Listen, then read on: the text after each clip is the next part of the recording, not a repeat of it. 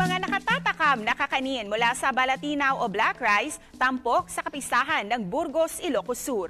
Silipin sa report ni Ivy Hernando ng GMA Regional TV 1 North Central Luzon.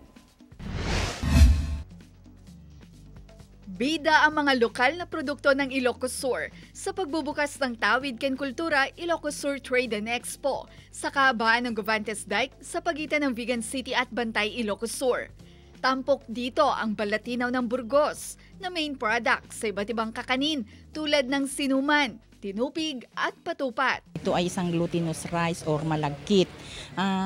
Mga 5 hectares ang product area na natataniman ng Balatinaw rice sa Burgos. Tampok din ang mga sariwang gulay ng Galimuyon, maging ng Santa Catalina na tinaguri ang Vegetable Bowl of the North.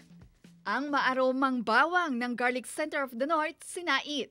Ang mga matamis na produkto ng Santa Maria mula sa sugarcane o tubo, gaya ng balikutsa, muscovado at sukang Iloco. Yan, kasi organic to eh.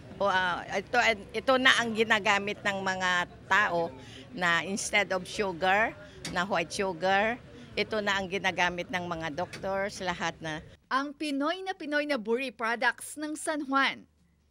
Ang masustansyang pansit canton at noodles mula sa kalabasa ng Santo Domingo. At ang basi ng San Ildefonso. Good news po because next year we shall be opening the second auto pub of Ilocos Sur.